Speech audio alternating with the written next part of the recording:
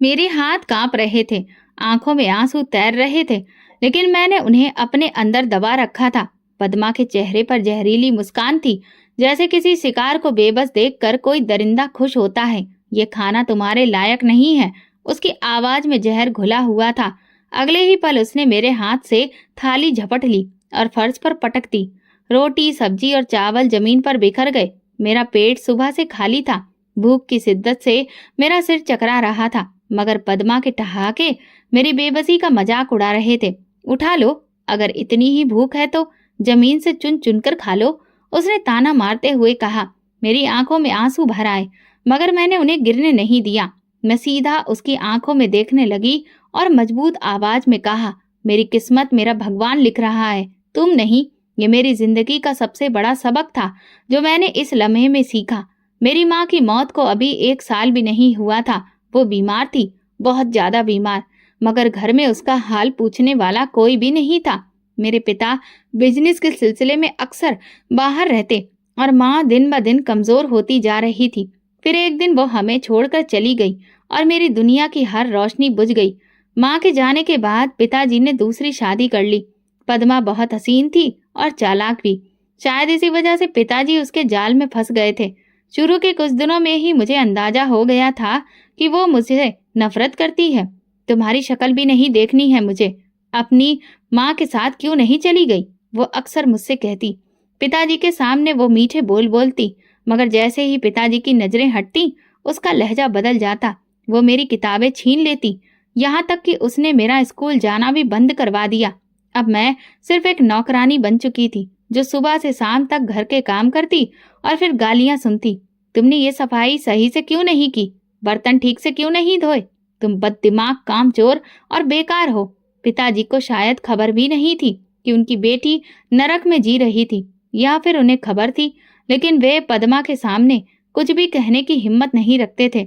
आज जब उसने मेरा खाना जमीन पर फेंका, तब मुझे एहसास हुआ कि मैं कब तक ये सब बर्दाश्त करूंगी। मैं भी इंसान हूँ, मुझे भी जीने का अधिकार है। उस दिन मैंने तय कर लिया कि अब मैं जुल्म के आगे झुकने वाली नहीं हूँ। पिताजी के दिल में मेरे लिए जो भी थोड़ा बहुत प्यार बचा था, वो भी पद्मा की जहरीली बातों में दब चुका था। जब भी मैं उनके पास खाने के लिए जाती, तो वे या तो टाल देते या फिर सख्ती से डांट कर मुझे चुप करवा देते। एक दिन पद्मा ने फिर मुझे अपमानित किया। तुमने आज भी बर्तन सही से नहीं धोए, तुम्हें ये बात समझ में क्यों नहीं आती?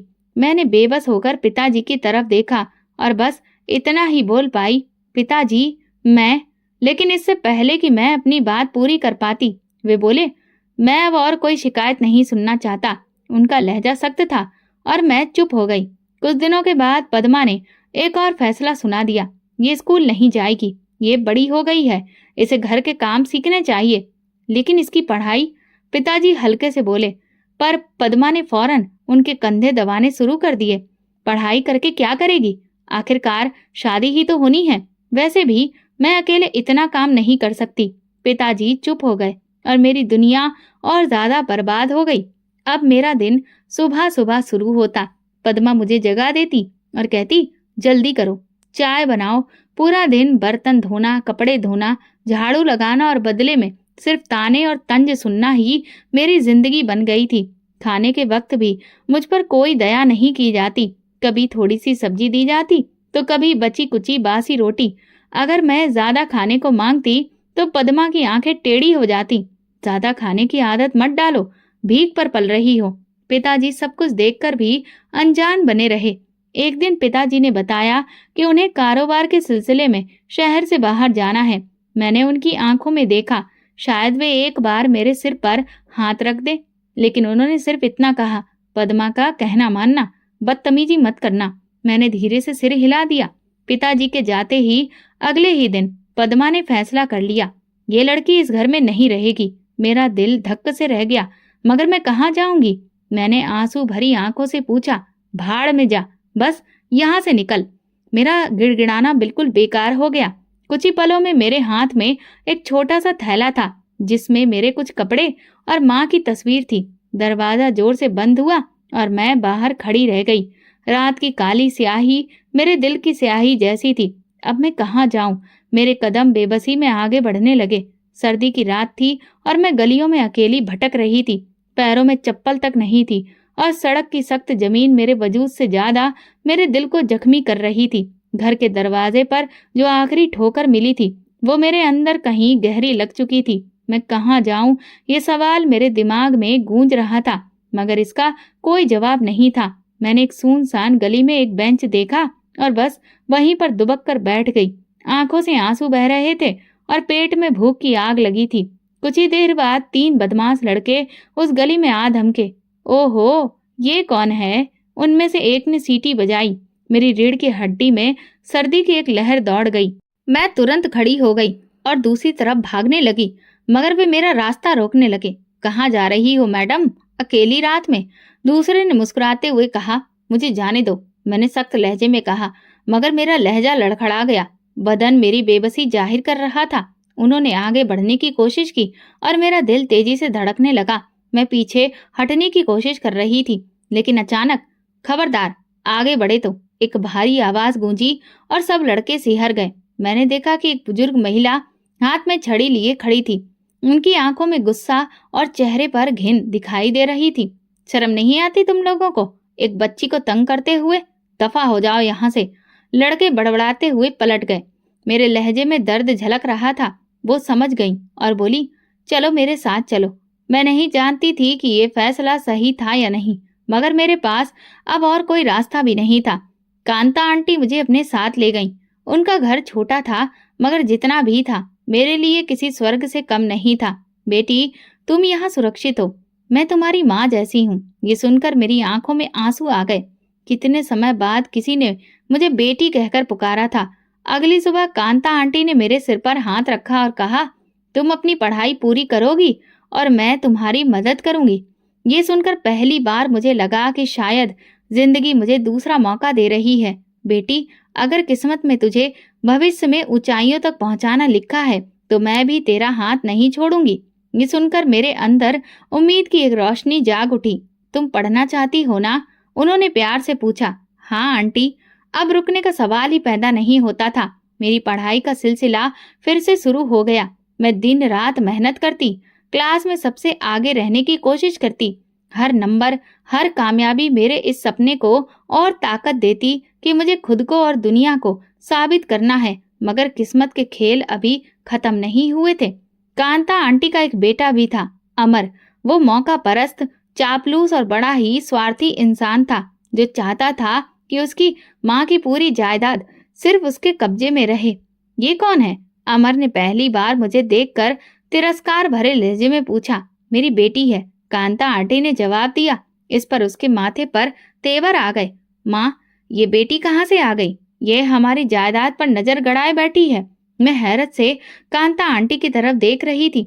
वो मुस्कुराई और बोली, अमर, अगर जायदाद की फिक्र है तो ऐसे मत करो। भगवान सब कर्म के हिसाब से देता है। मगर अमर कहाँ मानने वाला था। उसने मुझसे नफरत करना शुरू कर दिया। अब रोज बहाने बहाने से मुझे परेशान करता। ये लड़की तुम्हें बेवकूफ बना रही है माँ, यह हमें लूटने के लिए आई है। वो मेरी बेटी जैसी है, तुम्हें इससे दिक्कत क्यों है? क्योंकि ये हमारे लिए खतरा है। मैं चुप रही, मगर अंदर ही अंदर जानती थी कि ये इंसान मेरी जिंदगी को नरक बनाने की हर मुमकिन कोशिश करेगा और एक दिन उसे वो मौका मिल ही गया। माँ, ये लड़की चोरी करती है, अमर ने एक दिन अचानक ऐलान कर दिया। कांता आंटी हैरत से मेरी तरफ देखने लगी। क्या बकवास कर रहे हो अमर? उन्होंने गुस्से से पूछा। ये लो, खुद देख लो। मैंने खुद इसके कमरे में पैसे रखे थे और देखो, ये सब गायब है। मुझे तो लगा जैसे मेरे पैरों तले से जमीन खिसक गई हो। ये इल्जाम मेरी इज्जत और मेहनत पर एक हमला था, मगर अपनी सफाई में मैं बस 2 वाक्य ही कह पाई, आंखों में आंसू लिए। माँ, मैं निर्दोष हूँ। मेरे पैसे कमरे में रखे थे, लेकिन आज वो गायब है। और इस घर में नया कौन आया है भला? अमर ने उंगली मेरी तरफ उठाई। मैंने कुछ नहीं किया।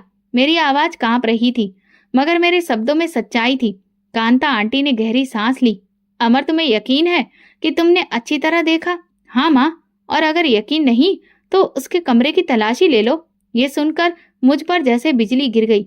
अमर के चेहरे पर वही मुस्कुराहट थी जो मेरी सौतेली माँ के चेहरे पर होती थी जब वो मुझे घर से निकालती थी।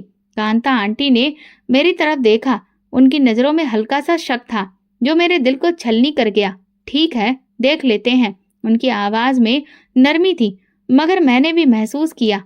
अमर मुस्कुराता हुआ मेरे कमरे में गया और पलंग के नीचे से एक लिफाफा निकाला। ये देखिए, ये मेरे पैसे हैं। मुझे लगा जैसे किसी ने मेरे वजूद को जीते जी जला दिया हो। ये झूठ है, मैंने बुलंद आवाज में कहा। कांता आंटी ने लिफाफा उठाकर ध्यान से देखा, फिर उनके चेहरे के रंग बदलने लगे। ये लिफाफा तो वही है जो मैंने तुम्हें दिया था अमर, तुम्हें याद है? इस पर मैंने निशान लगाया था। अमर के चेहरे का रंग पीला पड़ गया। माँ, आप गलत समझ रही हैं। नहीं अमर, मैं बिल्कुल ठीक समझ रही हूँ। उनकी आंखों में बेपनाह गुस्सा था। तुमने मुझे शक करने के लिए उकसाया। तुमने मुझे मजबूर कर दिया कि मैं अपनी बेटी जैसी बच्ची की सच्चाई पर सवाल करूं। अमर ने मेरी तरफ देखा और उसकी आंखों में शर्मिंदगी थी। हेमा, मैं बहुत शर्मिंदा हूँ, मुझे माफ कर दो। अमर की साजिश नाकाम हो चुकी थी, मगर इस घटना ने मुझे अंदर तक हिलाकर रख दिया था। ये दुनिया इतनी जालिम क्यों थी? क्यों लोग एक बेसहारा लड़की को हर हाल में गिराना चाहते थे? लेकिन मैं जानती थी कि अगर मैं गिर गई तो फिर कभी खड़ी नहीं हो सकूंगी, और मैं हारने के लिए पैदा नहीं हुई थी। कांता आंटी ने मेरे सिर पर हाथ रखा। बेटी, दुनिया में हर तरह के लोग होते हैं। कुछ तुम्हें नीचा दिखाएंगे, कुछ तुम्हें उठाएंगे। तुम्हें बस अपने रास्ते पर चलना है। उनके शब्द मेरे लिए उम्मीद की राह बन गए। मैंने खुद से वादा किया कि मैं अपनी पढ़ाई पर पूरा ध्यान दूंगी। फिर वो दिन आ गया जिसका मैं शिद्दत से इंतजार कर रही थी। मैट्रिक के इम्तिहान के लिए मैंने दिन रात मेहनत की, रातों को जाकर पढ़ाई की और खुद को दुनिया से काट लिया। परीक्षा खत्म हुई तो मैंने सुकून की सांस ली, लेकिन असली इम्तिहान तो अब शुरू होना था। रिजल्ट का दिन। मेरे दिल बहुत तेजी से धड़क रहा था। मैंने धड़कते दिल से अपना नतीजा देखा और जैसे ही मेरी नजर नंबरों पर पड़ी, मेरी आंखें हैरत और खुशी से फैल गईं। माँ, मैंने पूरे जिले में टॉप किया है। कांता आंटी ने मुझे सीने से लगा लिया। बहुत अच्छे बेटा, मुझे पता था कि मेरी बेटी सबसे आगे निकलेगी। मेरे लिए ये कामयाबी सिर्फ नंबरों की जीत नहीं थी, बल्कि उन तमाम लोगों के मुंह पर तमाचा था जिन्होंने कहा था कि मैं कुछ भी नहीं कर सकती, जो मुझे कुचलने के सपने देख रहे थे। उसी दिन कांता आंटी के एक पुराने जानने वाले सुरेंद्र साहब हमारे घर आए। वो एक बड़े ही पढ़े लिखे और ऊंचे दर्जे के इंसान थे। कांता आंटी के कहने पर वो मेरा रिजल्ट देखने आए थे। बेटा, तुम्हारी काबिलियत देखकर मुझे खुशी हुई। मैं तुम्हारे लिए स्कॉलरशिप का बंदोबस्त कर सकता हूँ। तुम्हें फिक्र करने की जरूरत नहीं, तुम्हारी पढ़ाई का खर्च मैं उठाऊंगा। ये सुनकर मैं हैरान और खुशी के मिले जुले एहसास में खो गई। क्या वाकई? मेरी आवाज कांप रही थी। हाँ, लेकिन शर्त यह है कि तुम अपनी मेहनत जारी रखोगी और कभी हिम्मत नहीं हारोगी। मैंने नम आंखों से सिर हिलाया। जिंदगी ने एक बार फिर साबित कर दिया कि जब सारे दरवाजे बंद हो जाते हैं, तब भी भगवान तुम्हारे लिए कोई ना कोई रास्ता जरूर खोल देता है। जिंदगी एक नई राह पर चल पड़ी थी। मेरी स्कॉलरशिप मंजूर हो गई और फिर मेरा एडमिशन एक बहुत ही अच्छे कॉलेज में हो गया। कॉलेज का पहला दिन था और मैं जोश से भरी होने के साथ साथ थोड़ी नर्वस भी थी। मैंने खुद को यकीन दिलाया कि अब सब कुछ ठीक हो चुका है, लेकिन किस्मत के अपने ही खेल होते हैं। अरे, ये क्या? मैं देख रहा हूँ कि हमारे जिले की टॉपर यहाँ इस कॉलेज में। ये आवाज सुनकर मेरा दिल एक पल के लिए थम गया। मैं पीछे मुड़ी और सामने रंजीत खड़ा था, मेरा सौतेला भाई, जो कभी मुझे मेरी औकात याद दिलाता था, जो पद्मा के कहने पर मुझसे नफरत करता था। यहाँ क्या कर रही हो? कोई गलती तो नहीं हो गई तुम्हारे एडमिशन में? वो जहर भरी मुस्कान के साथ बोला। मेरी उंगलियां मुट्ठी में बंद हो गईं, मगर मैंने खुद को शांत रखा। मैंने मेरिट पर दाखिला लिया है रंजीत, तुम्हारी तरह सिफारिश से नहीं आई। उसके चेहरे की रंगत बदल गई। ओह, तो तुम्हारी जुबान भी चलने लगी है। लेकिन याद रखना, जितनी ऊंचाई पर जाओगी, गिरना भी उतना ही दर्दनाक होगा। मैंने उसकी आंखों में देखा जो नफरत से भरी हुई थी, लेकिन मैं जानती थी कि उसकी नफरत सिर्फ मेरा हौसला तोड़ने के लिए थी। मैं चुप रही क्योंकि मेरा जवाब मेरी कामयाबी थी। क्लास में सभी मेरे रिजल्ट के बारे में जान चुके थे। कुछ लोग मेरी इज्जत करने लगे, कुछ जलने लगे और कुछ मेरी नाकामी का इंतजार करने लगे। रंजीत उनमें से एक था। वो हर मौके पर मेरा मजाक उड़ाने की कोशिश करता, मेरे कपड़े, मेरा रहन सहन, सब पर कमेंट करता, लेकिन मैंने उसे हमेशा नजरअंदाज किया। ये सब बर्दाश्त क्यों करती हो? मेरी दोस्त सोनम ने एक दिन पूछा। मैंने मुस्कुराकर कहा क्योंकि मैं जैसे को तैसा नहीं बनना चाहती। वक्त सबको उनकी जगह खुद दिखा देता है। उसी रात जब मैं कांता आंटी के पास बैठी तो उन्होंने मेरा माथा चूमकर कहा, बेटी, जो लोग तुम्हें गिराना चाहते हैं वे खुद गिर जाएंगे। तुम बस अपना रास्ता मत छोड़ना। मैंने दिल ही दिल में प्रार्थना की और खुद से वादा किया कि मैं रंजीत की बातों को अपनी राह में रुकावट नहीं बनने दूंगी। मैं जानती थी कि ये रास्ता आसान नहीं होगा, लेकिन मैं ये भी जानती थी कि जिंदगी एक नए मोड़ पर आ रही थी। कॉलेज के बाद मेरा यूनिवर्सिटी में दाखिला हो चुका था और मैं अपनी मेहनत जारी रखे हुए थी, लेकिन जिंदगी हमेशा वही नहीं देती जिसकी हम चाहा करते हैं। कभी कभी वो कुछ ऐसा सामने ले आती है जो हमें आजमाता है। यूनिवर्सिटी का पहला हफ्ता था। मैं लाइब्रेरी में बैठी अपने नोट्स बना रही थी जब किसी ने मेरे सामने एक किताब रख दी। ये किताब शायद तुम्हारे काम आ सके, उस शख्स ने कहा। मैंने सर उठाकर देखा तो एक बेहद हैंडसम नौजवान मेरे सामने खड़ा था। सफेद शर्ट, गहरी आंखें और चेहरे पर हल्की सी मुस्कुराहट। धन्यवाद, मगर मैंने तो ये नहीं मांगी थी। मैंने कहा, हाँ, मगर मैंने देखा कि तुम बार बार ऐसा ही कुछ तलाश कर रही हो, तो मैंने सोचा कि मैं मदद कर दूं। मैंने किताब ली और धन्यवाद किया। वैसे मेरा नाम रजत है और तुम? हेमा।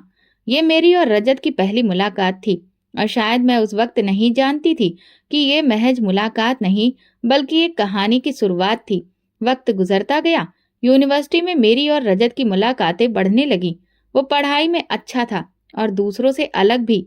तुम हमेशा इतनी संजीदा क्यों रहती हो? एक दिन उसने हंसते हुए पूछा। जिंदगी ने हंसने के ज्यादा मौके नहीं दिए, मैंने हल्की सी मुस्कुराहट के साथ जवाब दिया। तो फिर शायद वक्त आ गया है कि तुम्हें हंसना सिखाया जाए। रजत की बातों में सच्चाई और अपनापन था और शायद इसीलिए मैंने पहली बार किसी से खुलकर बात करना शुरू किया। लेकिन एक दिन सच्चाई ने मुझे धोखा दे दिया। तुम्हें पता है, रजत की मंगनी बचपन में ही तय हो चुकी है, सोनम ने अचानक कहा। मेरे हाथ में पकड़ी किताब जमीन पर गिर पड़ी। क्या? हाँ, उसकी मंगेतर माँ ही बहुत अमीर घराने से है, बस कुछ रस्में बाकी हैं। मेरे दिल को एक जोरदार झटका लगा। मैं नहीं जानती थी कि यह खबर मेरे लिए इतनी जरूरी क्यों थी, मगर शायद कहीं न कहीं मैं रजत को एक दोस्त से ज्यादा महसूस करने लगी थी। उसी रात मैं बहुत देर तक छत पर बैठी रही। मैंने खुद को समझाया कि रजत और मैं सिर्फ दोस्त हैं और बस कुछ नहीं। मेरी जिंदगी में पहले ही इतनी सारी मुश्किलें हैं, मैं इन चीजों में नहीं पड़ सकती। लेकिन दिल को समझाना इतना आसान नहीं होता।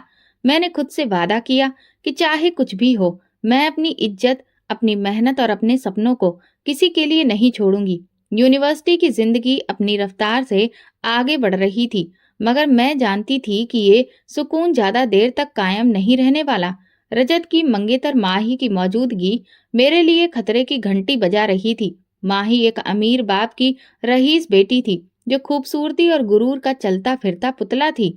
उसके नजदीक दुनिया में दौलत ही सब कुछ थी और जो चीज वो चाहती थी उसे किसी भी कीमत पर हासिल कर लेती थी। शुरुआत में मुझे अंदाजा नहीं था कि माँ ही मेरे वजूद को अपने लिए खतरा समझ रही है, मगर जल्दी ही उसका रवैया बदलने लगा। पहले वो मुझे नजरअंदाज करती रही, फिर तंज कसने लगी। रजत को तुम्हारी दोस्ती की जरूरत नहीं है, वो तुम पर सिर्फ तरस खा रहा है, उसने कहा। मैंने उसकी बात को नजरअंदाज किया, लेकिन अंदर कहीं ना कहीं एक बेचैनी थी। तुम जैसे लोग हमेशा दूसरों की जिंदगियां बर्बाद करने के लिए आते हैं, मगर मैं तुम्हें ये मौका नहीं दूंगी। उसके शब्दों में दुश्मनी थी। मैंने जवाब देना चाहा, मगर फिर सोचा कि खामोशी ही बेहतर है। मैं उसकी तरह इतना नीचे गिरना नहीं चाहती थी। माही को अंदाजा हो चुका था कि मैं उसकी बातों पर ध्यान नहीं दे रही, इसलिए उसने मेरे खिलाफ एक खतरनाक चाल चलने का फैसला किया। एक दिन यूनिवर्सिटी में खबर फैली कि मेरे चरित्र पर सवाल उठाए जा रहे हैं। तुम्हें पता है हेमा, तुम्हारे बारे में बहुत अजीबोगरीब बातें हो रही हैं, सोनम ने घबराए हुए लहजे में मुझसे कहा। क्या मतलब? मेरा दिल धड़क उठा। कोई कह रहा है कि तुम रजत को फंसाने की कोशिश कर रही हो और तुम्हारा किसी और के साथ भी चक्कर है। मुझे ऐसा लगा जैसे किसी ने मेरे पैरों तले से जमीन खींच ली हो। ये सब झूठ है, मैंने कड़े स्वर में कहा। यही तो मुश्किल है हेमा, झूठ को अगर बार बार दोहराया जाए तो लोग उसे सच मानने लगते हैं। यूनिवर्सिटी में मेरे बारे में तरह तरह की बातें फैलने लगी थी। लोग मुझे अजीब नजरों से देखने लगे थे, कानाफूसी होने लगी थी कुछ लड़कियां मुझसे कतराने लगीं और कुछ खुलकर मेरे खिलाफ हो गईं। पता नहीं ऐसी लड़कियां यहाँ कैसे आ जाती हैं। कितनी शरीफ बनती थी, और अब देखो, मैंने चुप्पी साध ली। मगर ये सब मेरे लिए आसान नहीं था। माँ ही अपने मकसद में कामयाब हो रही थी। उसने एक कदम और आगे बढ़ाया और रजत के सामने मेरे खिलाफ बातें करना शुरू कर दी। रजत, तुम्हें पता है लोग क्या कह रहे हैं? मुझे परवाह नहीं है कि लोग क्या कह रहे हैं। तुम्हें परवाह होनी चाहिए। तुम्हारी इज्जत पर बट्टा लग रहा है। रजत ने उसकी बात को ज्यादा गंभीरता से नहीं लिया, मगर उसका रवैया थोड़ा सा बदला बदला लगने लगा। आखिरकार माही ने आखिरी वार कर दिया। एक दिन यूनिवर्सिटी में अचानक एक वीडियो वायरल हो गई, जिसमें मुझे एक लड़के के साथ खड़े होकर बातें करते हुए दिखाया गया था। वो वीडियो एडिट किया गया था, मगर इतनी होशियारी से कि आम लोग फर्क नहीं समझ सकते थे। देखो, मैं तो पहले ही कह रही थी, कितनी मासूम बन रही थी। मैंने अपने मोबाइल पर वीडियो देखी और मेरे हाथ कांपने लगे। ये सब एक सोचा समझा प्लान था। जब मामला ज्यादा बढ़ गया तो मैंने फैसला किया कि मैं अब चुप नहीं रहूंगी। मैं इल्जाम अपने सर नहीं लेने वाली थी। अगर मैं खामोश रही तो ये झूठ हमेशा सच समझा जाएगा। मैं सीधा यूनिवर्सिटी के डीन के पास गई और उन्हें बताया कि ये वीडियो झूठा है, सारे इल्जाम गलत हैं और मैं इसका सबूत ला सकती हूँ। डीन ने मामले की जांच का आदेश दिया। आईटी डिपार्टमेंट ने वीडियो की जांच की और जल्दी ही सच्चाई सामने आ गई। ये वीडियो एडिट किया गया है, ये जाली है और किसी ने जानबूझकर इसे बनाया है।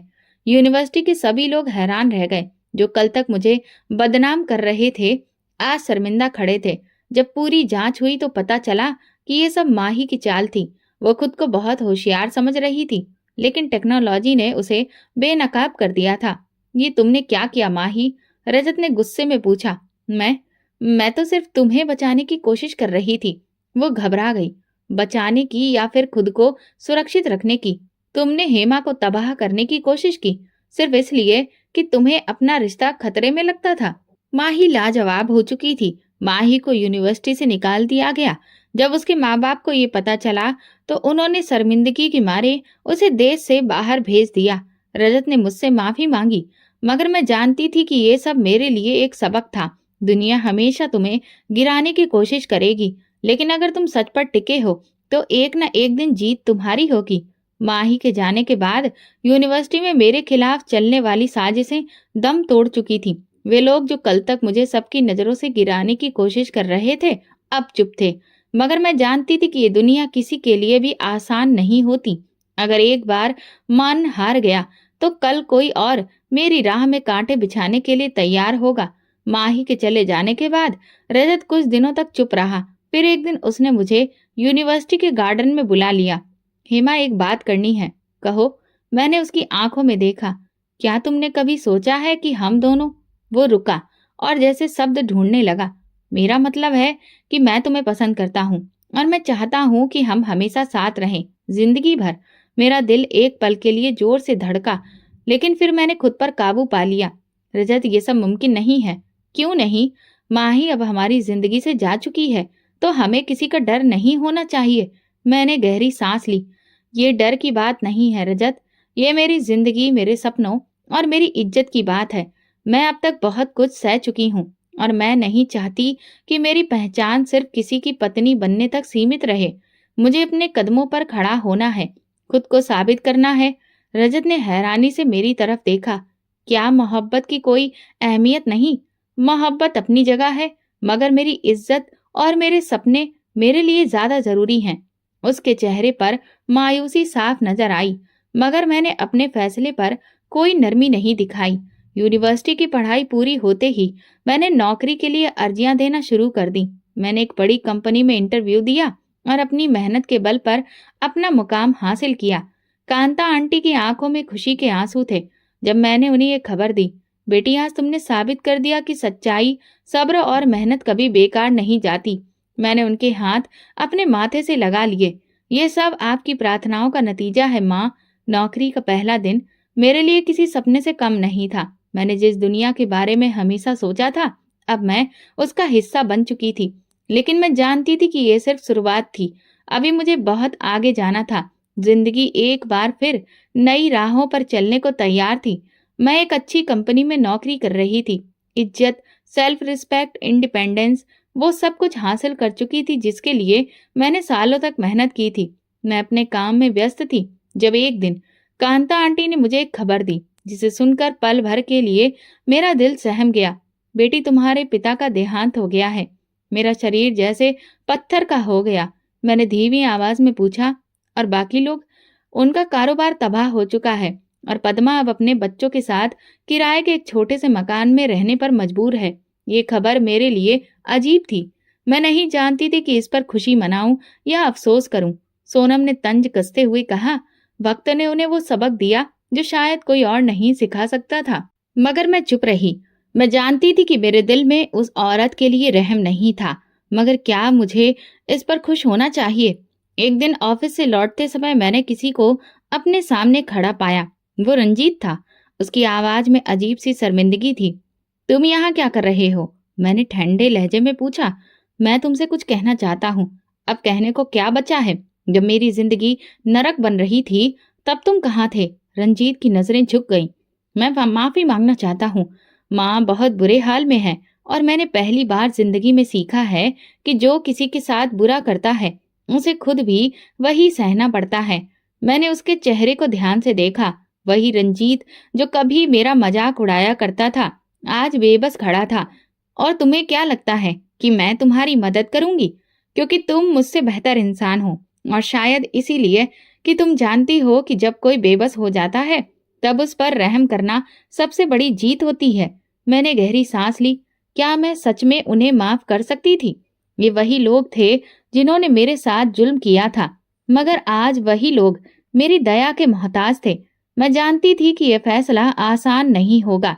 अगले दिन मैं अपने ऑफिस में बैठी थी जब मेरी सेक्रेटरी ने आकर जानकारी दी, मैडम, एक औरत आपसे मिलना चाहती है। वो कह रही है कि वो आपको जानती है और बहुत जरूरी बात करनी है।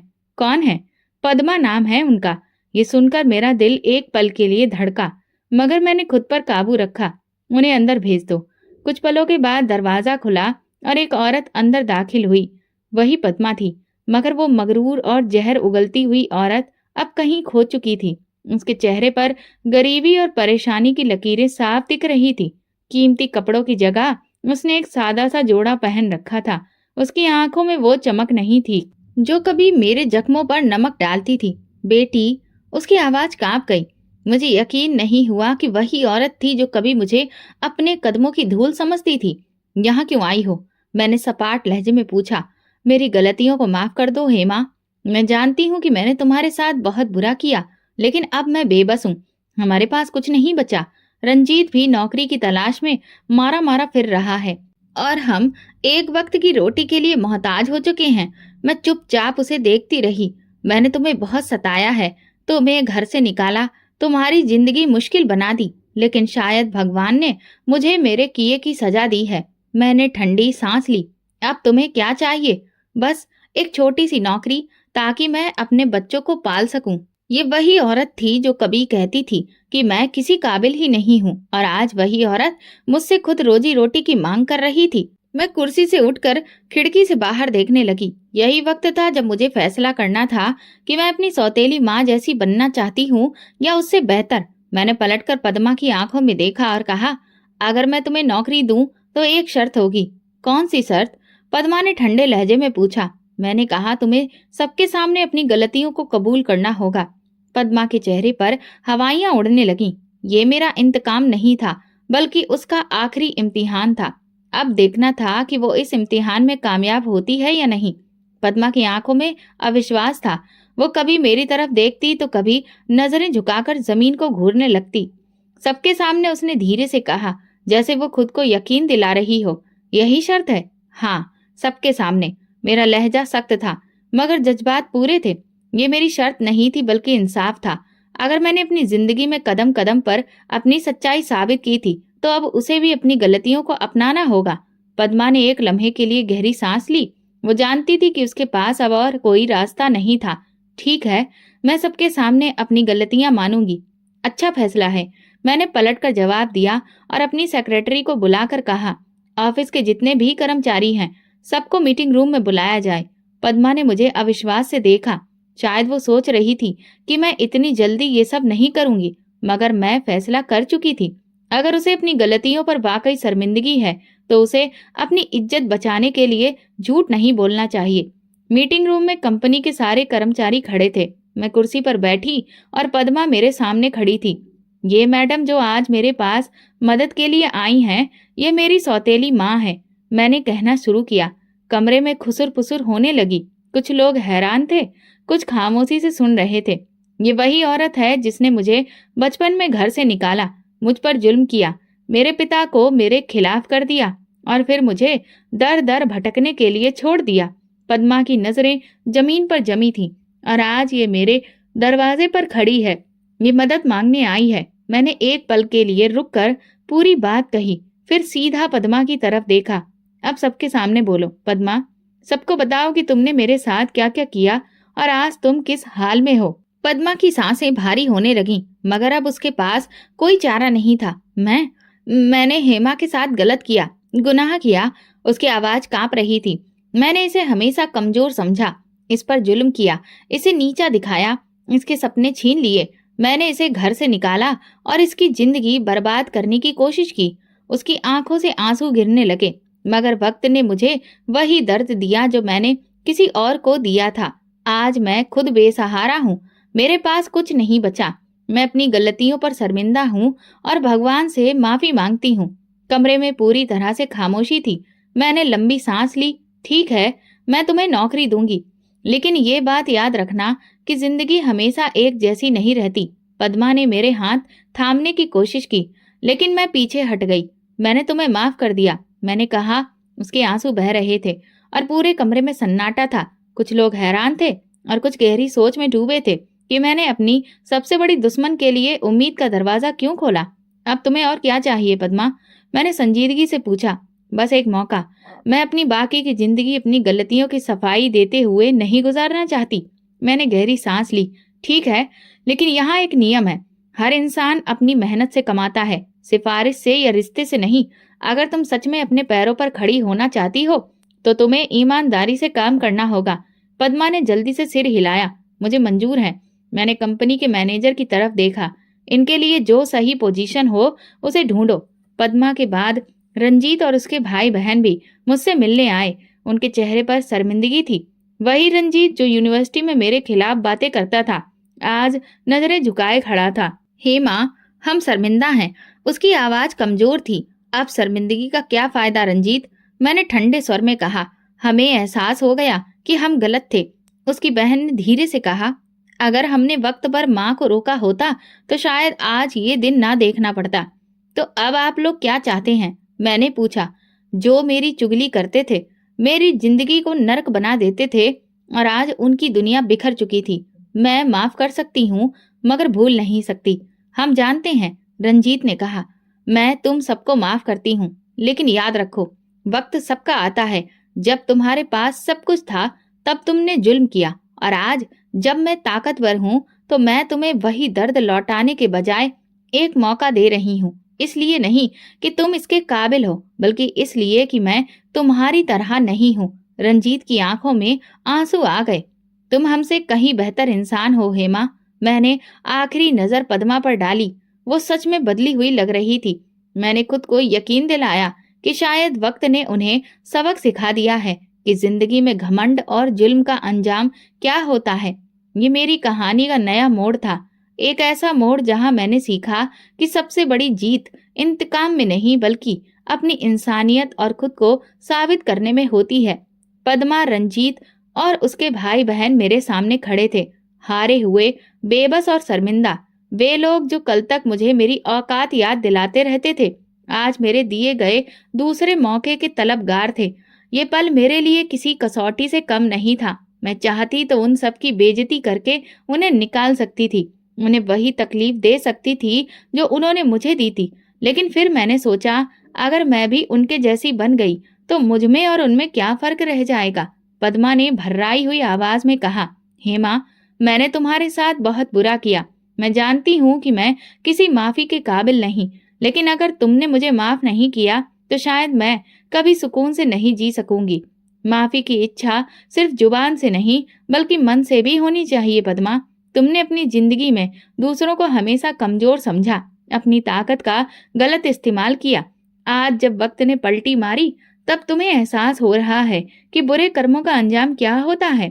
मुझे अब एहसास हो चुका है। वो रो पड़ी।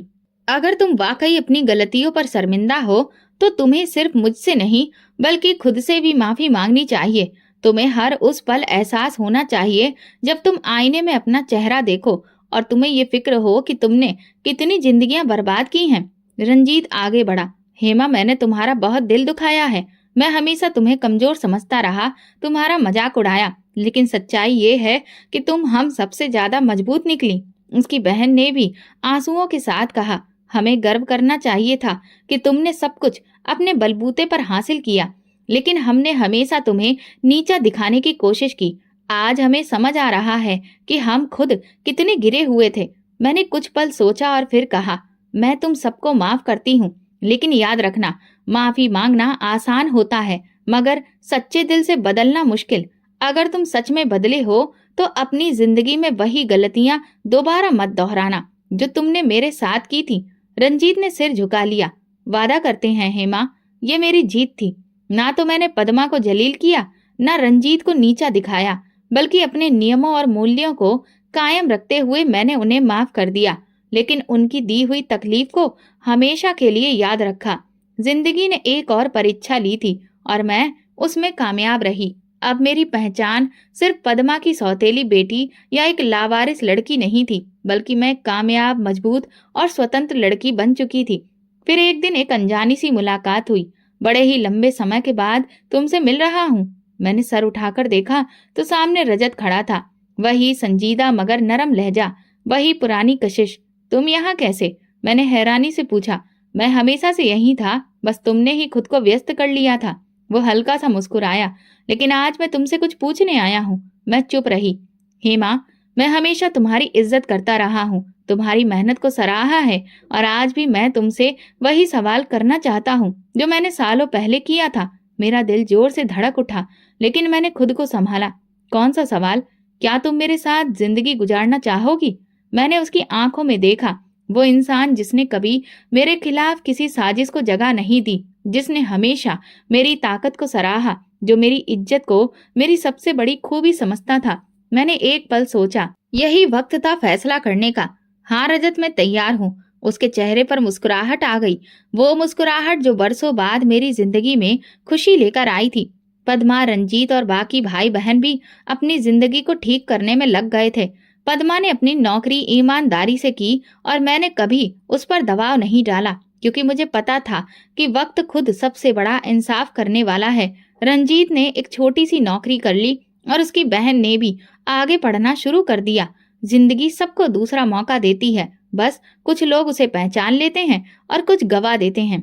आज मैं वो हेमा नहीं थी जिसे जमाने ने कमजोर समझा था। मैंने खुद को साबित किया था, अपनी पहचान बनाई और अपने सिद्धांतों पर कायम रही। मैंने एक आखिरी बार दिल में वही बात दोहराई, मेरा नसीब मेरा भगवान लिखता है, तुम नहीं।